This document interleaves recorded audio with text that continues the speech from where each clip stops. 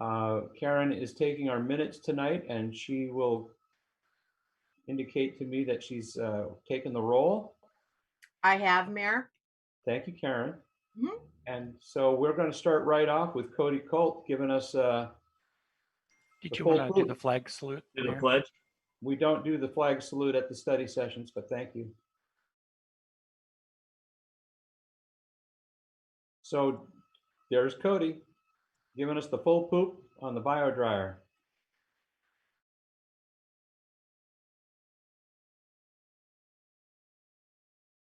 Can you hear me? Okay, awesome. So good evening, council, mayor, city administrator, everybody else watching from home. This is going to be a quick. This is asked to start your video. I don't need a video. You can see my screen, okay, right? Yep. Okay. This is going to be a quick biodryer update. Right now, Parametrics is working on the contract. We'll talk a little bit about that. The Public Works Committee has got a more in-depth version of this. So this will kind of be a recap for them, but it'll be a shortened version for council, just to give you an idea of what's coming up to kind of prepare you for what we're planning on doing. So a quick overview, things we're going to cover is steps taken by the council, things that you guys have done so far that kind of got us to this point. Then we're going to talk a little bit about the bio dryer and what that entails. Then we'll talk a little bit about the septage receiving station and kind of what that entails. And then we'll have it open up for questions. So steps taken by council so far. In 2016, council, you guys adopted the sewer facilities plan. That kind of set the stage for all of this. So the bio dryer was in that sewer facility plan. It was in phase 3. There was 3 phases in that plan. Phase 1 was the SCADA system and the upgrades that we already have done. Phase 2 is the WRF, and phase 3 is the bio dryer. And that has given us our path forward. So council has kind of been on board for this bio dryer since day 1 when you guys adopted this. So this isn't new. We're just kind of pushing the timeline up because it makes sense. So phase 3 includes that bio dryer, and it was originally slated for 2024, but because of finances and numbers, it just makes sense to kind of do it at the same time. And I'll talk a little bit about why it does. Also, during our Public Works Committee meetings, they have shown interest in investing in a bio dryer sooner rather than later because of that feasibility. So what we're kind of proposing to do is move bio dryer from phase 3 to what I'm calling phase 1.5. So in between the phase we've already done, SCADA system, and phase 2, the WRF upgrades. And the reason being is we can save construction costs by building this alongside those WRF upgrades instead of building it a separate entity later on. So what is a bio dryer? I kind of explained, and these are just some numbers for you so you can kind of see why it's feasible right now. A bio dryer turns our solid waste into usable Class A biosolids. Right now, we're spending $550,000 a year to get rid of our solids, that being septage and our waste, our solid waste at the end once we've treated our water. So that $550,000 a year could be converted into a lease payment, or we can buy it straight out, and we'll talk about that in a little bit. A lease payment of $245,000 a year, which immediately we get $305,000 a year in savings. This lease would be about a 10-year loan. So you can see after 10 years, we're now saving that 550 and more because of the increase. So this just kind of give you the numbers of where that money is currently in the 550,000, and then where it would be if we just build this bio dryer. So let me talk a little bit about the bio dryer and exactly what it does. It produces Class A biosolids. Class A biosolids can be used for fertilizer for parks, schools, and our citizens.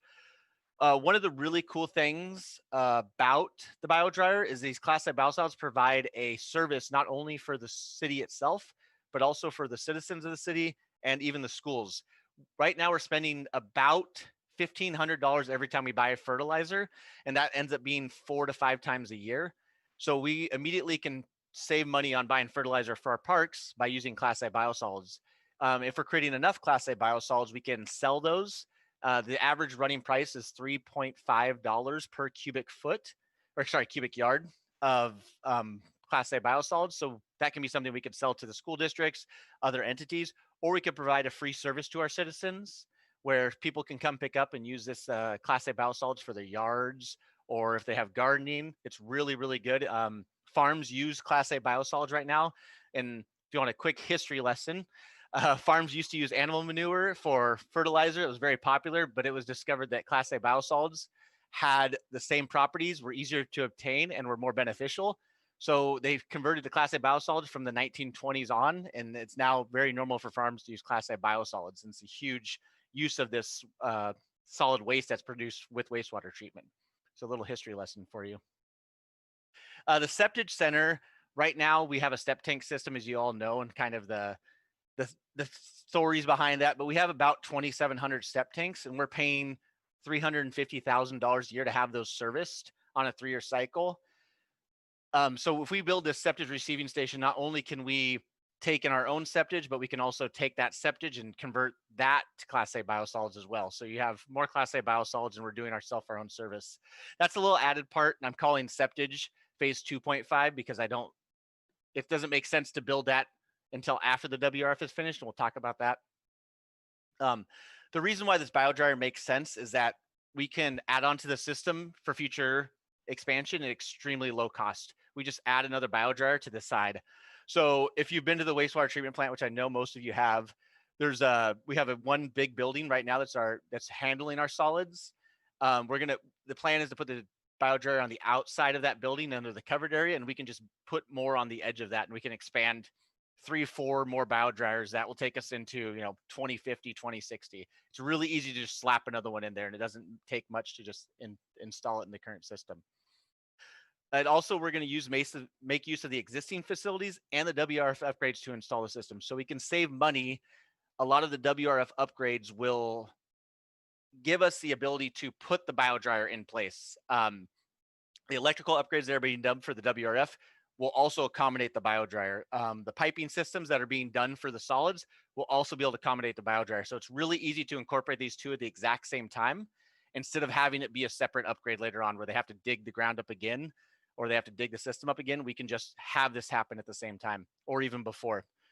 And like I said, these can be done separately from the WRF upgrades or in conjunction with to save more money.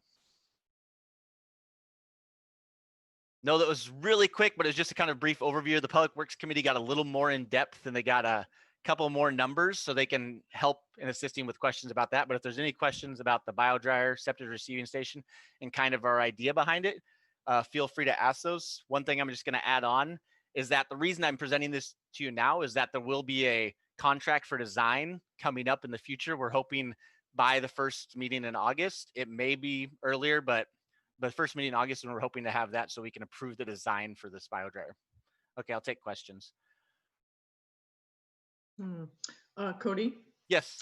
So are you saying that in farming now, instead of using like animal manure, they're using these biosolids? Most are, yes. As of Really? 1920, there's been this huge conversion. There are still some using animal manure, but biosolids have become a lot more available. So it's a lot easier for them to get access to, and it's cheaper. So, and it's better for their system. So a lot of farms are using it. Interesting. Okay, thank you. Yeah. Councilmember DePino. Thanks, Cody. So yeah, I appreciated the briefing that we got on the Public Works Committee. It was pretty much like this, a little more details, but I was wondering if you could, and maybe I missed it, but I was wondering if you could talk about how you're converting the RV dump as well and utilizing some of those resources. Yeah, so if you remember, if we have an RV dump that's stationed at the WRF at the wastewater treatment plant, it hasn't been in operation for a while now. It's been shut down. The idea behind that, to save costs, we can convert that into a septage receiving station. So a septage truck, a pump truck would come up, they would hook right into that and pump through. We would just add a different device on the end of that. And it helps that we're using that infrastructure that's already in place instead of building brand new. So it makes the septage receiving station quite a bit cheaper, and using that RV dump station. And then the turnaround's already there for giant trucks and whatnot. So thank you for bringing it up, Councilman. Thanks, Cody. I see a hand up from James. I was just waiting to get called on. There you go. Just quick, kind of in generalized, I guess. This is basically the same thing that Tacoma does with their Tagro product, right? You hear that, Cody? Oh, sorry, I got muted. Yes, Tacoma does do a similar thing. There are a lot of municipalities that do some kind of bio dryer or bio drying of some sort. Tacoma is one of them. So if it's something that saves money over time and then has the possibility of bringing in more money, I don't see why it's even really a question then. I like your thinking. Joe, go ahead. Thanks. Yeah, this is I've said it before. It's a no brainer. We're saving money in the long run. We're going to start saving money immediately too. So I just think that it's a great system, not only for the for making money, but we can also, as Cody mentioned earlier, we can actually provide this to our citizens too. It's their money, it's their taxpayer money. So giving back a little to them, I'd feel pretty good about that too. James? The only thing I forgot to bring up, obviously, I'm sure it has to be addressed, but as far as the, for lack of a better term, I guess, stench of it, are we going to be looking into that, figuring out how we mitigate that? Because I know Tacoma, for example, if you're down in that industrial area, depending on the time of day or what's going on, you definitely know it's there. Yeah, and answer your question, very good question. The good news is the SBRs produce more smell than the biodryer would produce right now. So if you've been to the wastewater treatment plant with the SBRs running, it's not going to be any worse than that. So we haven't ever had a complaint about the SBR smell. So I don't think we'll have any complaints about the biodryer, but there will be monitoring just to make sure that there's no excess of pollution or anything like that. I did see Councilmember Carmody with her hand up.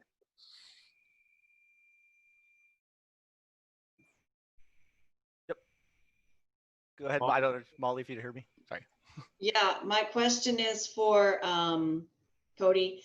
I know that we talked briefly at the Public Works Committee about a sewer bond that was maturing as far as what what we're investing in, not the bond that we just refinanced, but the bond that we're investing in. And you said that you were gonna try and talk to Heidi about that. I was wondering if you've had a chance to do that, to see if we could use that bond money to purchase this system instead of financing it.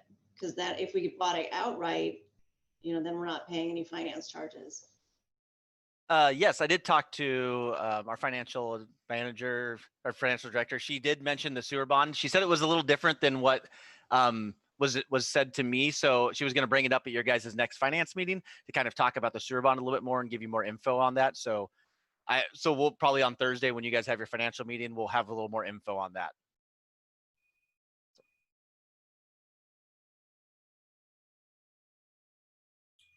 So Cody, just to reiterate, because I want to make sure people hear this, that we've discussed this. There are people in our community who are not fans of Class A biosolids.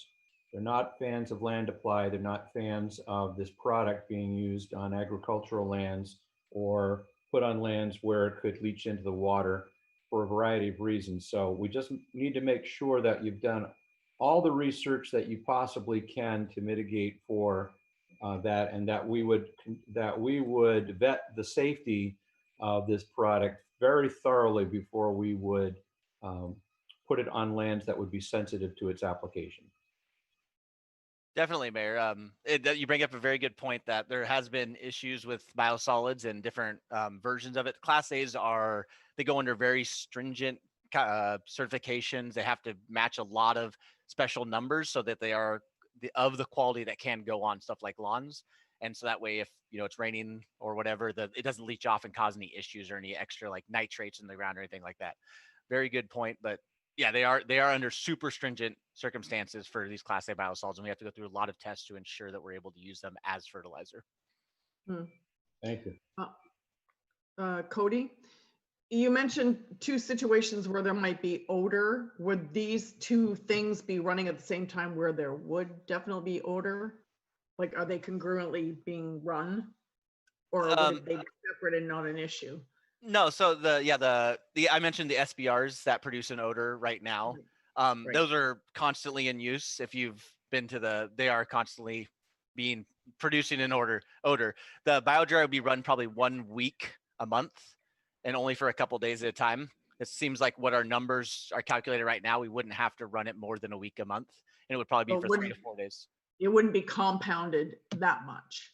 No, with it the wouldn't. old- And ideally, we'd have the SBRs would be converted to an MBR, so there'd be a little less smell coming from the SBRs because they'd be an MBR at that point, which produces a little less smell than the SBRs do. Okay, thank you. Not a problem. All right, great update, Cody, as we've become accustomed to seeing from you already. So thank you for that. And I'm sure other questions will come up, and this is a work in progress. So we'll look forward to seeing that proposal coming up soon for the design. So let's move, if Michael's ready, let's move over to Safe Start Phase 3 reopening. Thank you, Mayor. Can everyone see my screen here? Yes. Perfect. So I'm so glad to have you back, Councilmember Curry. I'm going to do your favorite thing. I'm going to read this PowerPoint to you verbatim, word from word. It's something that the council has started as a tradition in your absence, and I know you're going to really enjoy this. So we're going to read every slide to you word for word and take our sweet time going through it. Now, on a serious note, we wanted to give you the same training that we will give to all of our employees. We know that, frankly, it's kind of a no-brainer stuff. It's the things that we've been told over and over by health professionals. But as we go into trying to navigate this pandemic, as you may recall us telling you in the beginning, we had a continuity of operations plan. We put that in place. Now that we're in phase 3 and there's these new requirements, the governor and the health department and L&I have come up with new stipulations, and part of it requires a safe start plan. It requires training for employees and certain provisions for a whole bunch of things that we'll cover in this outline. The key thing that we wanted to make sure that you and the public watching and all of our employees know is really there's 3 big things that we're emphasizing. We call them our core requirements. And the first is, as we all know, maintain social distancing of at least 6 feet at all times in all facilities whenever possible. The second is to respect and protect yourself and others by wearing a face covering in all city facilities, which is adhering to L&I requirements, labor and industries. And the third is to increase sanitation of services, hands, and anywhere else that you're touching or that other people could have touched before you. So those are really the 3 core requirements that we have. We're going to go quickly, and this PowerPoint highlights what we're doing in our facilities and what we expect other people to do, with an emphasis specifically of our employees, but it's also good information for the general public. So I'm going to fly through this. We're just going to hit the high points. And then, as I said in my email earlier to you, I'll email out this PowerPoint as well as the continuity of operations plan, as well as the safe start plan, the posters that will go up in City Hall, and what this is, and all the other buildings. And what this is geared toward is a safe start opening of all of our customer services for City Hall, the courts, which have already started, and the police station, which have already started. So effective July 13th, all of our customer service facilities will be open in those 3 entities starting July 13th. And that's what we'll be training the employees on, going over this for the rest of the week with an opening on Monday. This just talks about the new normal that we're all experiencing, and our highest priority, which is keeping the public and our employees safe.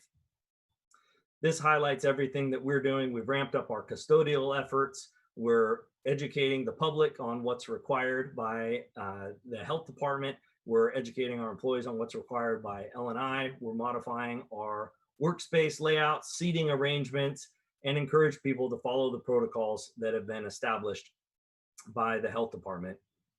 We also want to take this opportunity to educate people on what they can do, which, again, we know this is not news to any of you as leaders in the community, but we figured it'd be good to share with you as well as with the public watching. The key thing is to understand what the coronavirus is, and knowing the new research that's out, that people that are infected and do not have symptoms can still spread the virus. That seems to be a key thing that folks are overlooking. The symptoms here are specified. The reason we're emphasizing the symptoms It's not only for general awareness, but one of the things that LNI requires is a daily, excuse me, daily employee and visitor log.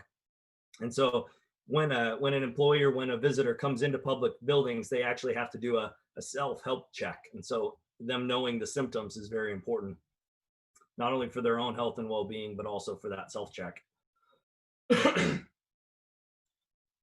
Knowing how it's transferred, which is what we all know, coughing, sneezing, and anything that we can do with our voice, as well as our touch is important, which is why sterilization is key.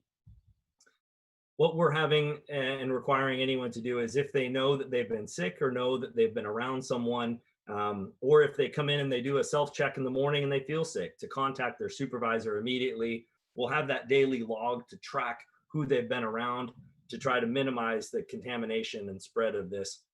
Not only do we want to make sure the employees are healthy, but anyone that they've been in contact with, we'll be following up with. The other thing that's important is just to know what behaviors are risky.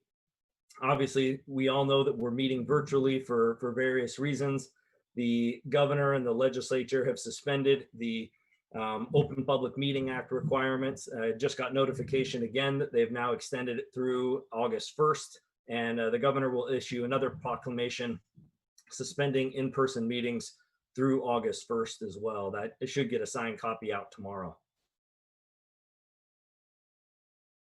Being mindful of the people that are at extremely high risk, we all know and appreciate those folks that are on the front lines, the healthcare workers. I also didn't think about this. I thought this was interesting. The mortuary workers that are performing the autopsies of sick people is also being folks that are at extremely high risk. Medium high risk, people like our officers, public transit drivers, kitchen workers, people that are having interactions with other folks on a regular basis, that can wear face coverings, but sometimes they're going to be in situations where they cannot completely protect themselves. Low risk people, folks that are working in an office, can isolate themselves either in the office or out in their work environment, like our public works employees. Again, reinforcing and empowering people to know how they can protect themselves. Proper sanitation, good cleaning practices, utilizing the hand sanitizer and cleaning solvent. We've also purchased masks, we've purchased gloves for the employees. And so we're trying to empower them with every resource to make sure that they take care of themselves and the environment that they work in for both themselves and the public that we serve.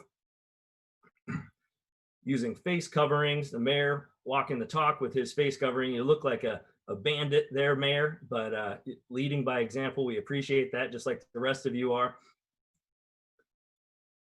We get a lot of questions that have come up of which face mask is appropriate. And here's an example. Not everyone needs the N95 mask. We had Councilmember DePinto at a council meeting wear one of these masks. We see the mayor with his bandana and his mask. So there's different types out there for different situations. And at the end of this, Just to be clear, Michael, I didn't wear the N95. no, sorry, I was pointing, you just can't see me, to one that looked like the homemade face cloth up above.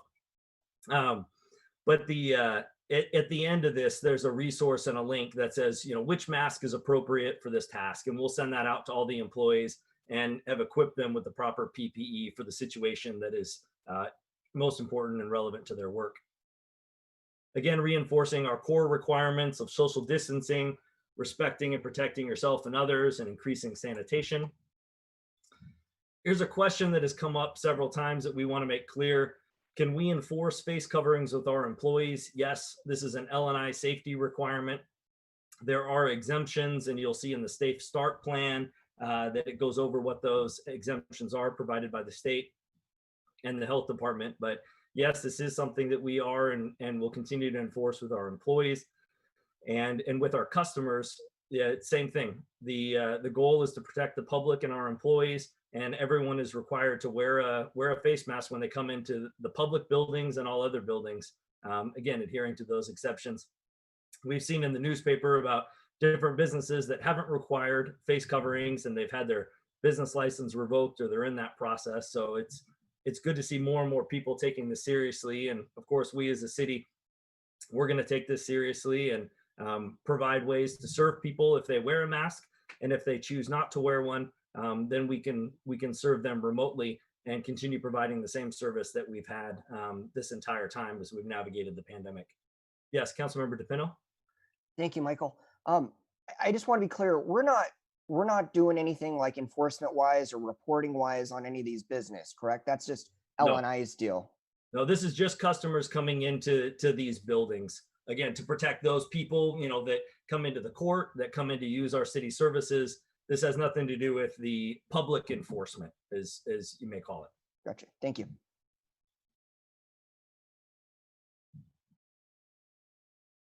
Obviously, this is targeted towards our employees, and as people that receive a city paycheck, we wanted you to know the same information, right? That the employees have the right to receive information on training, which we're providing, and raise concern and request additional equipment if they need. We've also encouraged each department to come up with any specific training that is relevant to the tasks of that department. For example, if there's certain tools that the public works team uses, or certain trainings that the police department does, we're not, this isn't supposed to be a be all catch all. That will be handled out by each department as they provide that training the remainder of this week. But this is supposed to be a general overview that is applicable to every employee and that works for the city.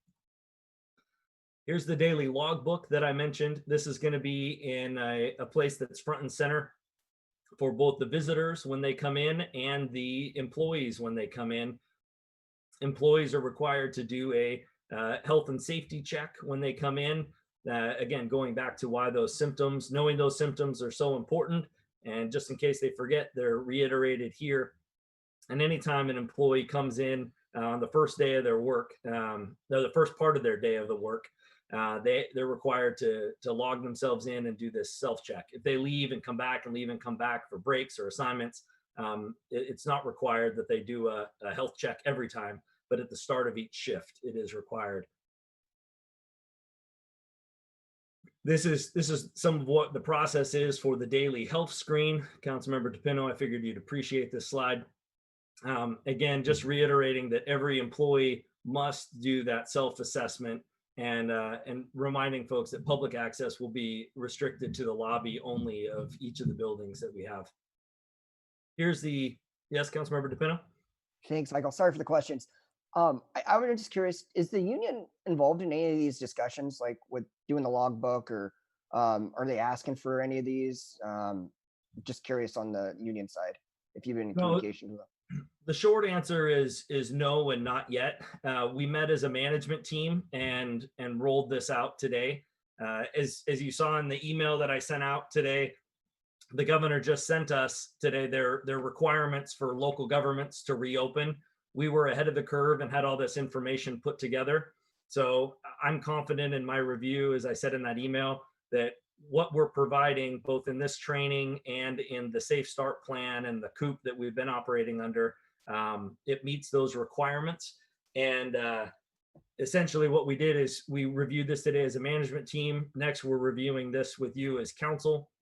And then tomorrow we're going to actually start those trainings. And so the union will be a part of that. But there's really nothing to negotiate or talk about other than tell us what we can do to provide a safer, healthier environment for you, what protections to be put in place, which is part of this. And they need to adhere to the law, just like the rest of us do with the orders that the governor and Labor and Industries and the Department of Health have given out. Yeah, no, I think you're doing a good job on this. I was just curious if you got any input from the unions about safety requirements that they'd like to see done, or stuff like that. No, not yet. We anticipate that feedback would come as every department does this training Wednesday, Thursday, and Friday. Sounds good. Thank you. Yep. So just to wrap up here, these are additional resources. I mean, there's lots of information out there, as I'm sure you've all seen. It's kind of it feels like it's been a bit of a moving landscape for a while, but we tried to put in frequently asked questions that come up. We're not pretending to be the be all end all. And so there's good resources that are out there that we're pointing our employees to, which mask for which task, workplace requirements, etc. And as additional resources grow and come out, we'll add it to that list. this is something that we're requiring, and we'd ask of all of you, as well as all of our employees. Everyone that receives a paycheck from the city needs to affirm that they've at least received a training like this one.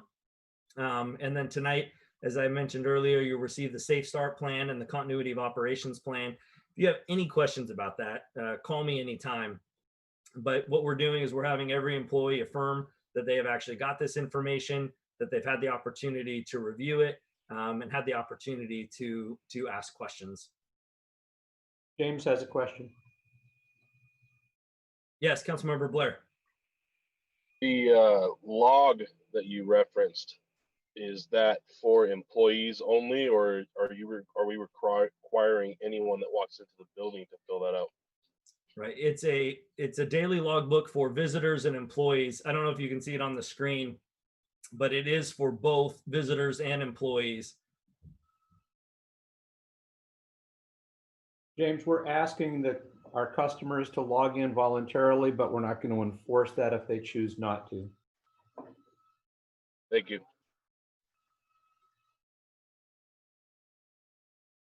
Councilmember Kaminsky. Thank you, Michael.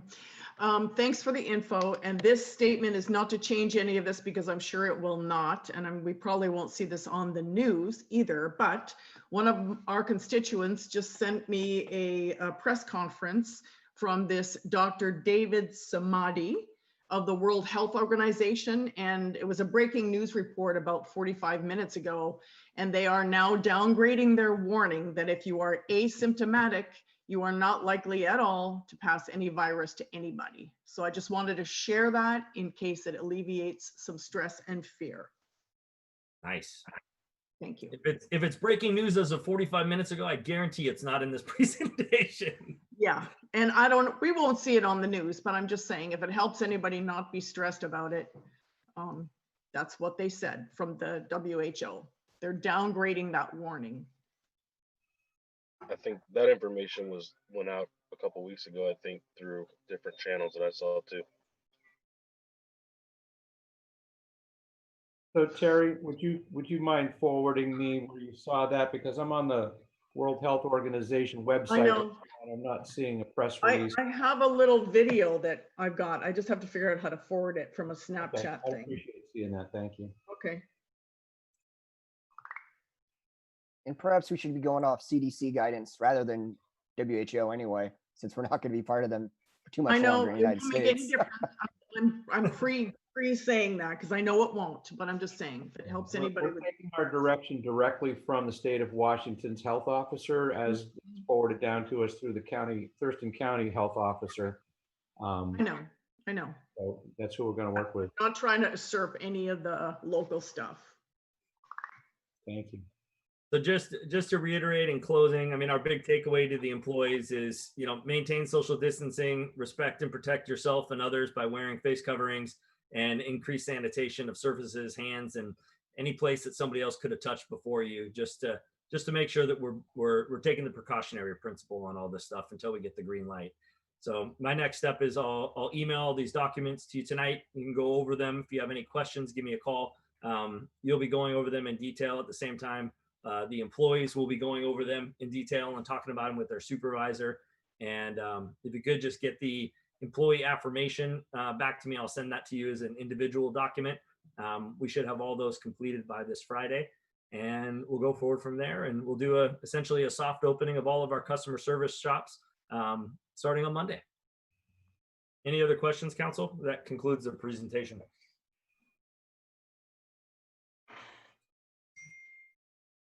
I don't see any other hands up, so I guess that's all the questions. And this is something that we're working through as it goes. So we're just going to have to see. The number one concern that we've had, and we've made sure that the employees know this, is we want to make sure they feel safe in their work environment.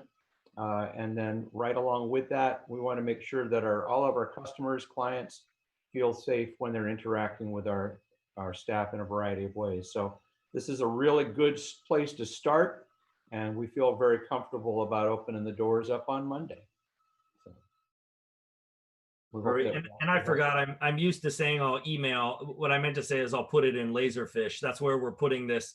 So we're logging it and archiving it for the employees. You all still have access to Laserfish. Is that where you get the council documents still? No? Okay. I'll ask. I'll put it in Laserfish and I'll have Grant send out the access information so you can all get it. And I'll have him email that out to you again. All right. It's just important for archiving purposes that's where we put it. Okay, That's it, Mayor. thank you, Michael. So we're on to C, term limits. Molly wanted to talk to us a little bit about that. Yeah, so this is the sort of the first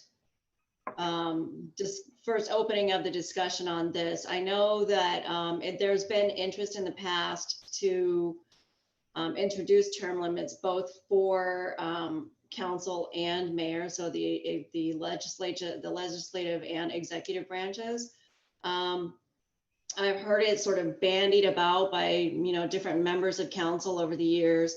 And I think it's probably a really good idea that we start looking at this right now. I know that term limits for the United States Congress is definitely up in the air right now. A lot of people are talking about that. And, if we're thinking about it for the federal level, I think that we should start thinking about it at local levels too. It's a good thing to have, fresh ideas, fresh people moving through the system rather than having, people on council or in the mayor's seat for, decades. I think it's a really good idea that we really should start talking about. I don't know if this actually needs to go to the General Government Committee for a proposal for them to write the proposal. I'm perfectly happy writing the proposal myself. Just, taking current language from, different entities, seeing how they write it, and then, proposing it to council. But this is sort of the opening idea. And if you guys have comments or questions, let's start talking about it now. Joe? Yeah, I agree. First of all, I think term limits is important. I know there's some organizations, government entities that don't have term limits, and that's fine. I know a lot of good people in legislature that's been there for decades, and they have a lot of institutional knowledge, and they do a good job. That being said, I do think that it is important to get new blood on the council and in the mayor's seat. I personally did some, and I publicly announced it before, and I'll say it again. I'm doing 2 terms as city council member. So being this is my second term as council member, this is my last term. I won't be running for another term. I did self-imposed term limits for myself, but that doesn't mean that someone could be on Yelm City Council for decades, which we've had people over 10 years regularly for the last 2 decades, prior to 2015. So I think that it is important to have new blood, like you said, and there's a lot of people that sometimes counter that argument with, well, what if no one wants to run? And, what if there's not that many people that want to participate in government? And I get that. And that's a good point. But we're also becoming a lot bigger. When I moved here, when I was 5 years old in like 93, we had about 2,000 people or so, 2,500, somewhere around there. We're about 10,000 now. So we've grown tremendously over these last 30 years. And just even the last 10 years, we've grown quite a bit. And we're projected to grow even more. So it makes sense to me that we have more opportunities for more people to run. I mean, look at the last few appointment processes, last few elections. We've always had a contested race since 2015, since we ran, Councilmember Carmody, myself, and Stillwell. When we first ran, that was the first year that we had, I think all contested, 3 out of the 4 races were contested. And we've seen that the majority of races are contested now, and sometimes by more than 2 candidates. And the appointment processes, we had multiple people on that each time, even before 2015. So I think the people are there, and we should give more people an opportunity to serve in their government.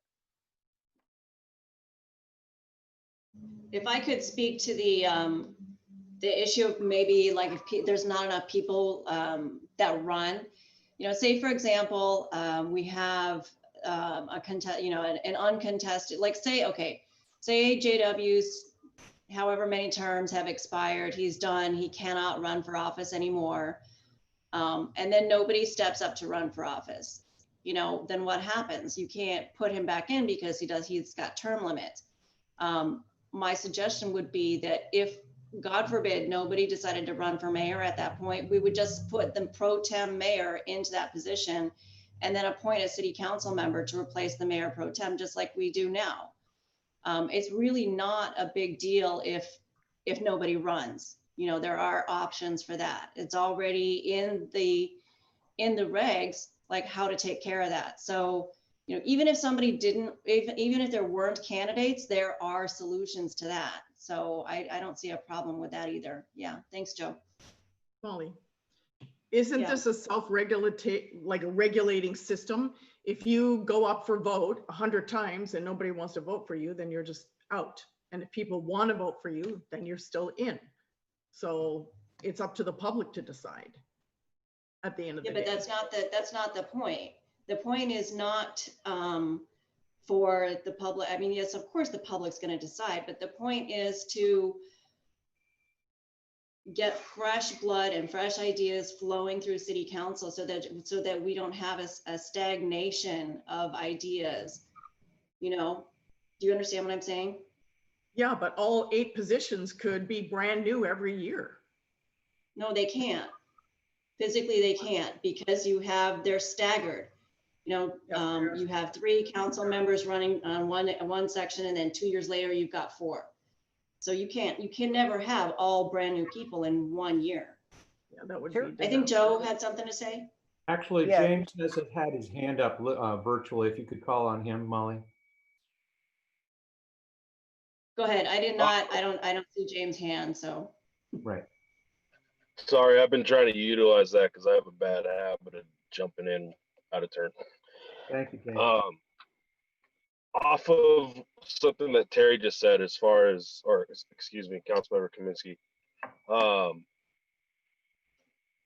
Theoretically, yes. I mean, it's people vote each year, and if they don't want the person, they'd vote them out, or they would. But that's not really in my eyes, that's not really the concept of the term limits. It's the exact same reason why our president of the country can't serve more than 2. It's to make sure that, for one, you don't have a single person in any position for an extended amount of time, and it forces that changeover of people within government.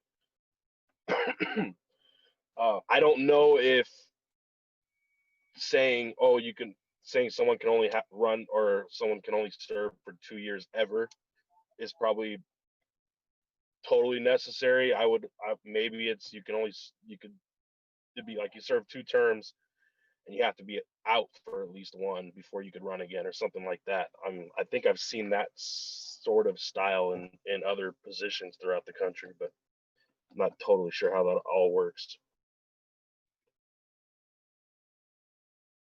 Yeah, I'd like to jump in on that, because I did that when I was board president for the Nisqually Land Trust.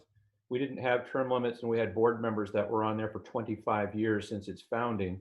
So we established term limits of 9 years with the concept that you can be then off for 40 years and then could be invited back, because we have at that point a 21-year-old board member. So we would hate to lose that experience, as she grew and had more life experiences. Come back as a 50-year-old board member could be great, because you would have had that historical knowledge as well. So we made a hybrid of that to help get the infusion of new blood and new ideas, but also invite people back if they still had a desire to serve.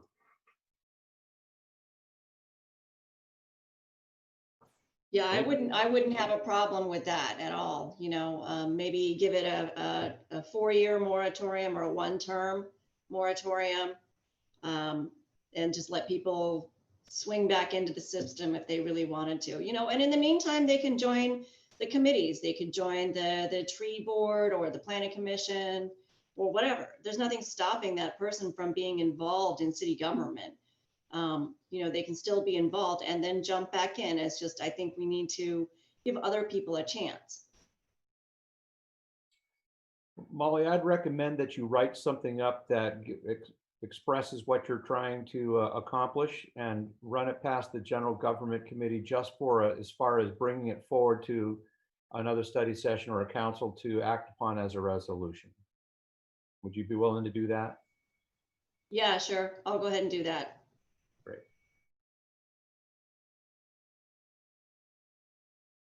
And that's all we have to say on that one. I mean, unless anybody else has any comments, this is just the opening discussion, so we can always talk about it in the next couple of meetings as well. Good discussion, and thank you for allowing me to voice my opinion on your topic. I think it's a good one and requires a lot of thought and discussion going forward. So with that, we will go, and I believe, Michael, you didn't have any other comments for council tonight, did you? No, the only other update I wanted to share was just that the OPMA and the proclamation has been extended till August 1st. So that was covered in the presentation. Good.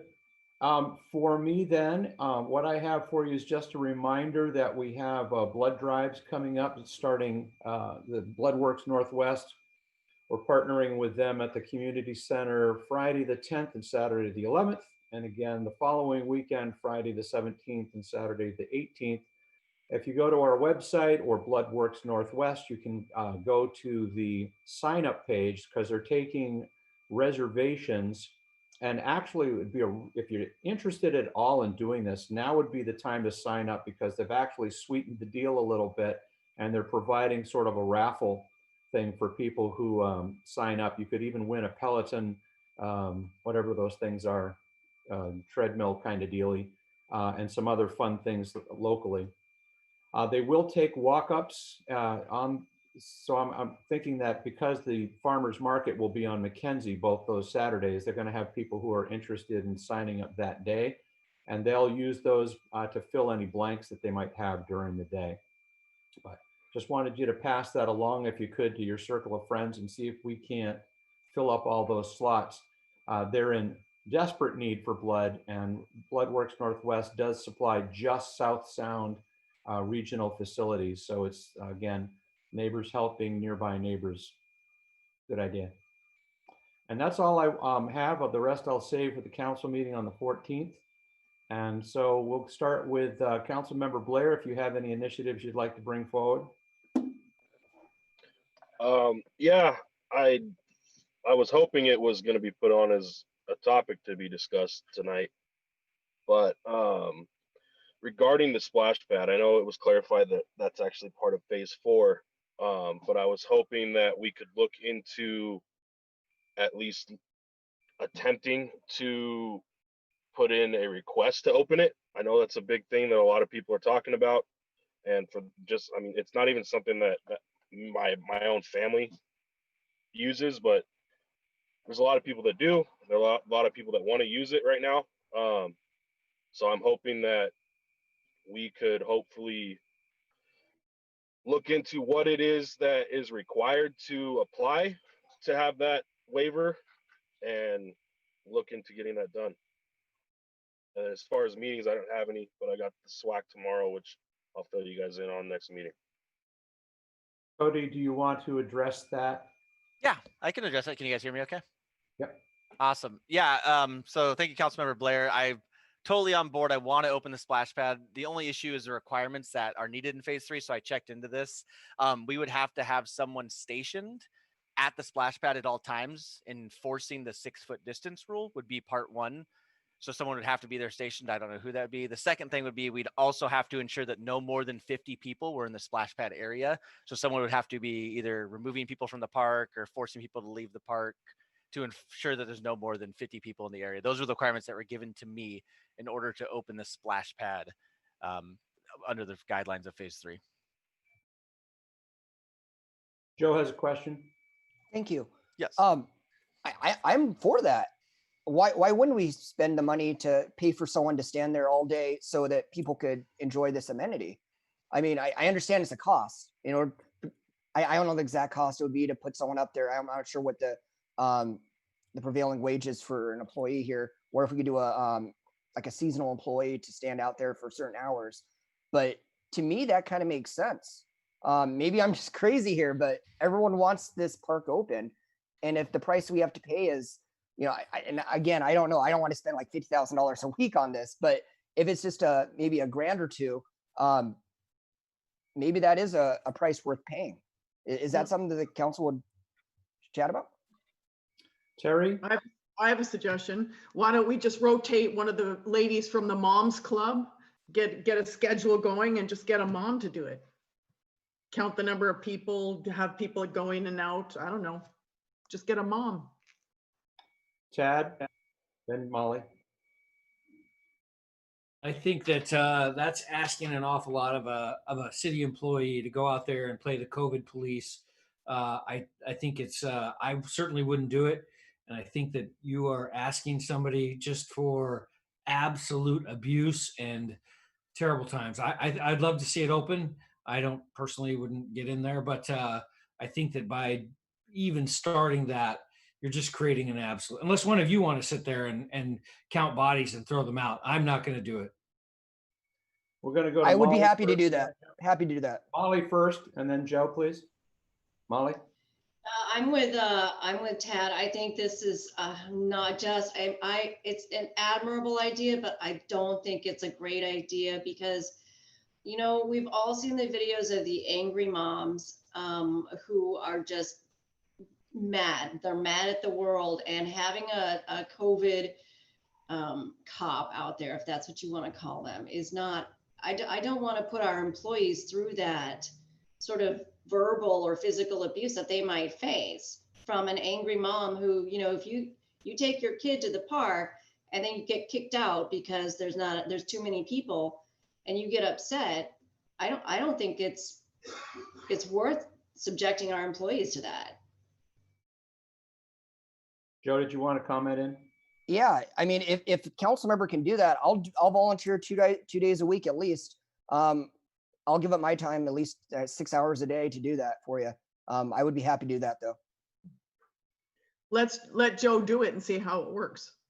Maybe nobody will be mad. Maybe they'll be so happy.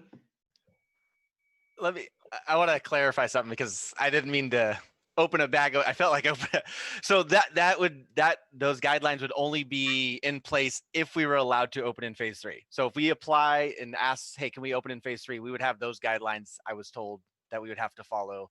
Someone standing watch, ensuring that no kids were within 6 feet of each other, and then also ensuring that no more than 50 people were ever in the splash pad area at once. The technicality with enforcing that is I can't imagine how you would be able to manage that. That's kind of why we haven't tried to, but I mean, if council and mayor want to move forward, we can look further into it. Those are what I'm telling you the information that was given to me. James? Thank you. I just wanted to be clear that by no means am I meaning to put something forward that says we just open without permission. I don't, just in case anyone got that idea. And other than, like, honestly, I would like to see us at least throw the application out there and see if we can get the approval. Obviously, that doesn't mean automatically we just open it up free for all. Then we have to have a discussion on how we could possibly even go about doing that. And then the other question I have, those guidelines that you mentioned, so those are specific to the splash pad if it were to be open during phase 3. And the only, I guess, comment I have, but I mean, there's been well over 50 people at the park at any given time, probably this entire time. Weren't those same guidelines in place? I'm trying to figure out. It's when it comes down to it, it's a personal decision. Everyone's aware of the risks. So if they decide that they're going to take that risk by using the splash pad, it's no different than them currently taking the risk and playing at the park. Molly? So James, you say that it's a personal risk and they understand the personal risk. So we have insurance for this. Now, say some kids go to this splash park and they get sick and it's determined that they got sick at the splash park. We are on the hook liably. We are liable for that. And I don't even know if our insurance would cover that at that point, and we would get sued. I can guarantee it. I do not want to take that risk for our city. You know, it's better to just wait it out until stage 4 and have it all be legal. Well, that's why I mean, I would want to get the permission and then have a discussion about how we would go about doing that. As far as the liability for someone getting sick, I mean, if I get sick at a restaurant, I can't sue the restaurant. So I don't know how someone would be able to sue us if they got sick at a park. But the insurance that's to cover if someone were to get hurt. Isn't that what that is? As far as the liability goes, that's a whole, like, I'm not going to lie, it's a quagmire that I don't know. Tad's the insurance guy. Well, I'll just really quickly go ahead, Tad. make this super, super quick and easy. This is a pandemic that we haven't seen for, quite some time. And there are issues with legalities and liability. And there are lawsuits that are happening that are very expensive to defend because this is uncharted territory. And I mean, I'm not talking about the city's liability. I leave that to the lawyers, but this is a huge, huge problem. And we're going to see this continue on. And even the defense of these things are just ridiculous. So Molly's exactly right. People will sue because it's our property. They got sick there. And I agree, James. I don't think you're like trying to open anything really quickly, but that is a giant issue that we would face for sure.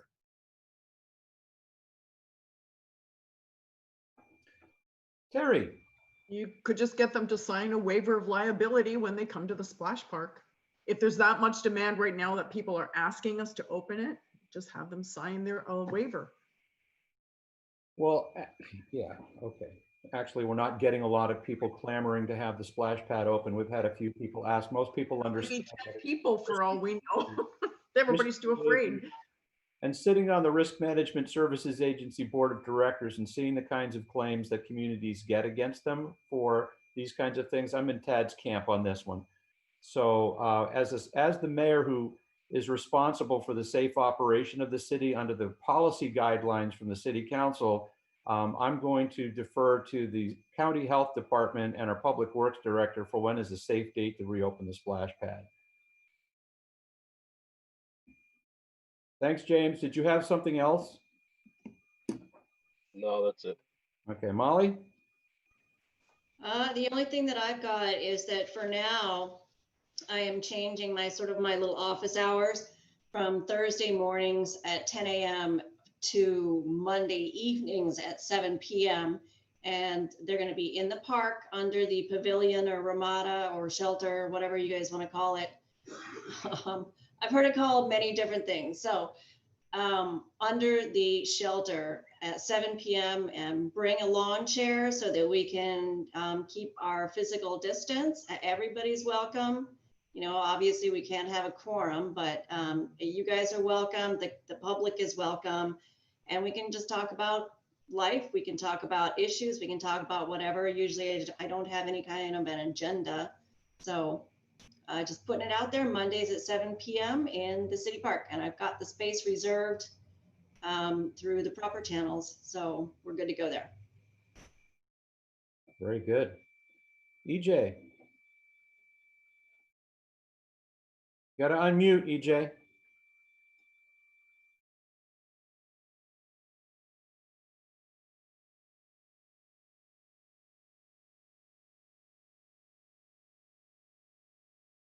Am I there? There you go.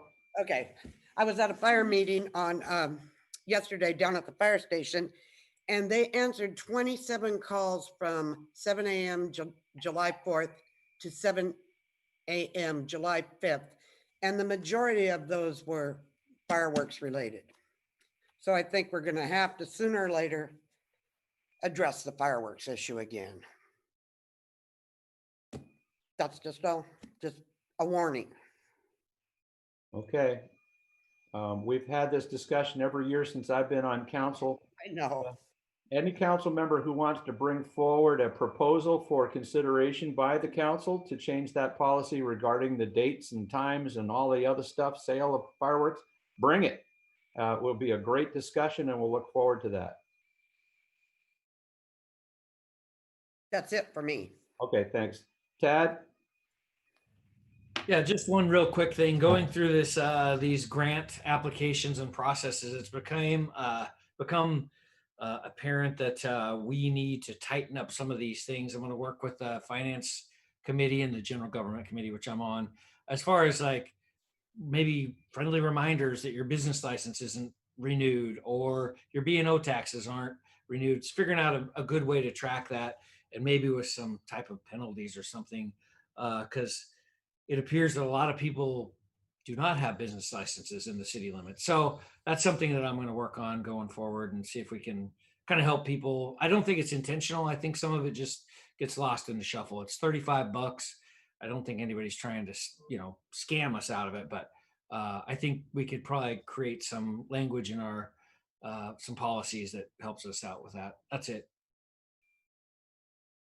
Very good. I do want to thank Tad and the rest of the people on the government committee and Kim Rocker, who have been doing a fantastic job vetting the applications, approving them through our process, and getting those business grants out. We've given out almost $90,000 already to local businesses, and without exception, those business owners are extremely appreciative of this grant program.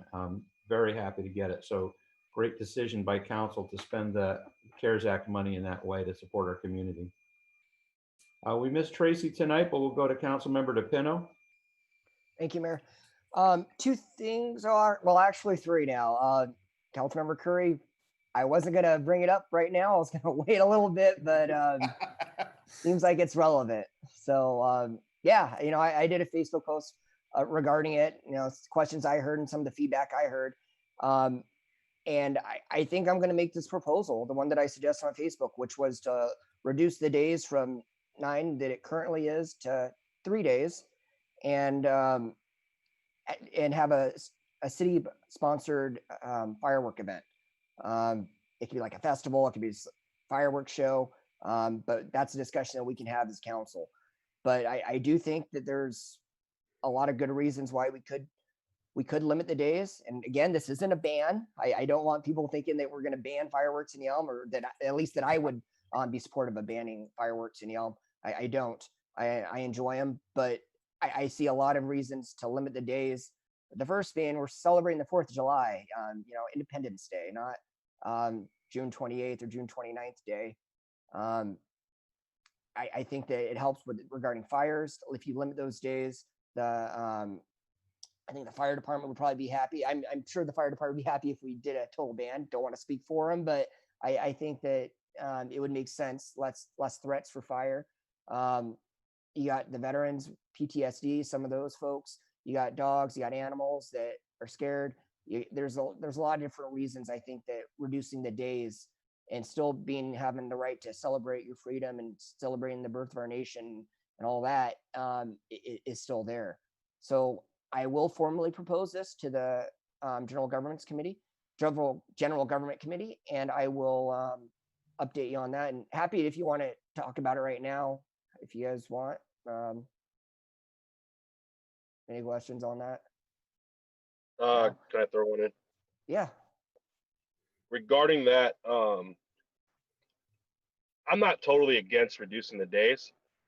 The only thing that I would add, I don't know about, I know a lot of people, like if 4th of July lands in the middle of the week, they'll actually celebrate the weekend before. Yeah. So as long as somehow that includes the weekend before, if it lands during the week, then I'm open to the discussion. That's a good point. A couple people gave feedback on Facebook about that same issue. And yeah, I get that. And maybe that's something we'll discuss on council at our study session, or next upcoming study session, perhaps.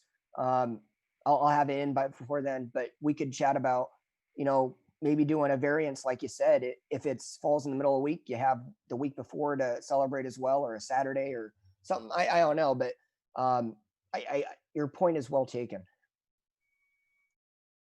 Any others on that discussion? Okay, moving on, my other item, which is the secure mailbox program. Understood that the city council and the city does not want to pursue that. I get that. I still think there is an issue with our mailboxes. And I think that that there's still a lot of mail theft going on in Yelm, whether or not it's being reported. I can let you imagine the reasons why someone would want to report this to the police, especially multiple times. But I think it is still needed. And Councilmember Blair and myself are going to go ahead and pursue this privately. So what we'll do is take numbers, and if someone wants to go ahead and get a secure mailbox, I'll try to gather up about 25, which is about when the breaks start happening. And if more, great, we can have a bigger break on the price cost. But if anyone wants to go ahead and join this, I'll put something on my Facebook formally about it. But basically, you sign up, you do a pledge that you're going to go ahead and be part of our pact of buying. And when we get 25, we'll order them. We'll make sure that everyone pays. We'll order them. And for Councilmember Blair and I, we'll go ahead and drop them off at your house. And if you're elderly or disabled, we'll go ahead and do it for you. We'll go ahead and install it for you. And this is all free. It's not free. You'll have to pay for your own mailbox. But hopefully we can get a discount rather than the 150. Maybe we can do it for like 125, 130 bucks. And I think it's a good little program that it's something that in the city of SeaTac, their council member, he faced the same exact situation where there wasn't interest on council, but he did it himself and it blew up. And then the council actually decided to do it. And now it's expanded to other cities. So following in his footsteps, I think that this will be a popular program. And I hope that, we'll get some support on council privately for it. It won't be taxpayer funded at all. Any questions, comments on that? Seeing none, moving on. Lastly, spoke with the executive director for the Timberland Regional Library and the owner of the Nisqually Plaza, and would like to see them, and it's been a discussion on council for a long time, trying to reduce costs and see if we can move them into a different location. Of course, this would have to be council approved, and this is very, very, very preliminary, just to see if the building would meet the needs of the library and if we can work out some sort of agreement, not agreement, but understanding of how much it would cost and years for like maybe a 5 or 10 year contract, a little longer term contract. But we'll be touring that facility with their executive director and their owners here later this month.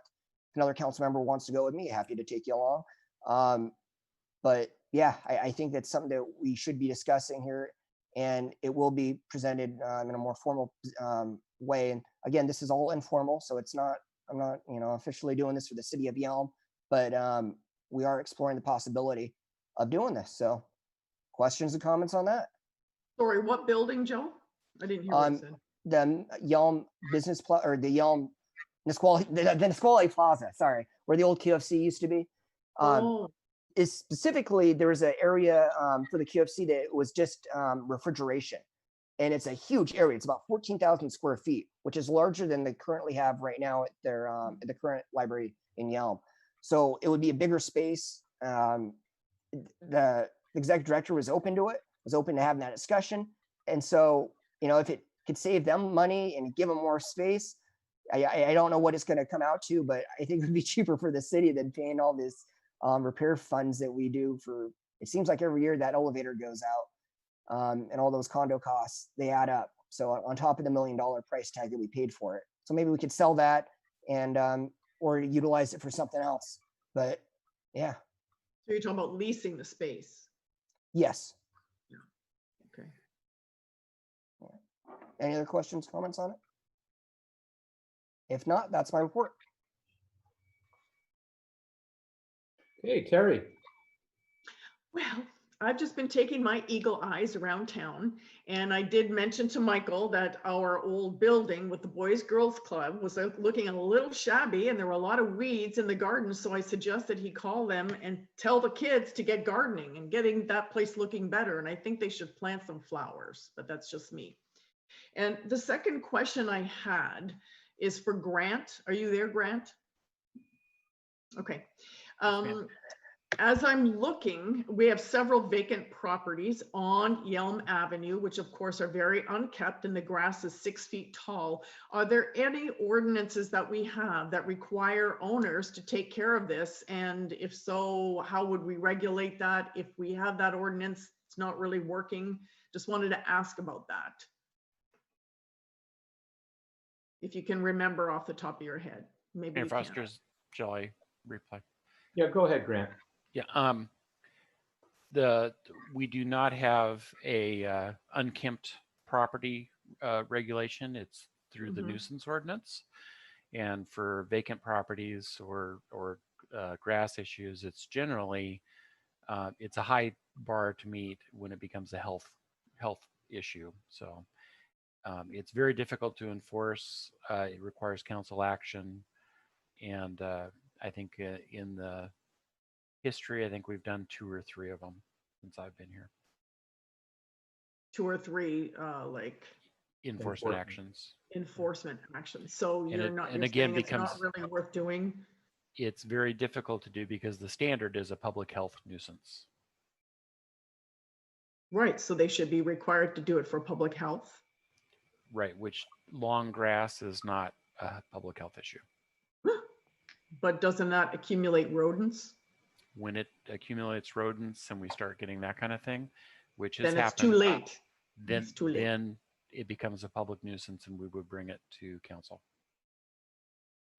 So does anybody think this is something that we should pursue? Or, I mean, if we leaned property or made arrangements with people for getting their lawns cut, I mean, people do it. They have their lawns maintained, but not everybody. What, does anybody have any opinion about that? Can I jump in? Jump. Yeah, James, go ahead. I'm not just, I guess, principally, I'm not in favor of going around and throwing the gavel and throwing weight around to get people to mow their lawn. But Councilmember Kaminsky, if you want to get a list of those addresses, and if you're able to contact the owners and get permission, I know a guy, and I have, as long as it's not too much money, I'll pay for him to go and mow the lawns. Okay. Thank you. And I'm just So talking about properties that front on Yelm Avenue. That's all I'm talking about. Yep. If you want to get a list of the addresses of those properties, and if you're able to get a hold of the owners and get permission Okay. and get that information to me, I'll get it taken care of. All right. Awesome. Thank you. Love to do that. Thank you, James. Cool. Hey, they say that history repeats itself, and I just wanted to show you this picture from City Vision. That's the AWC's magazine. Those are the police officers in 1918 wearing their pandemic flu masks. And here we are again, just 100 years later. But together, we're going to get through this and move on to the next challenges that come before council and the city of Yelm. And I appreciate y'all being here tonight. If there's no other further good of the order, we can conclude the meeting and go home to our families. All right, thank you, staff, for your support tonight. Have a great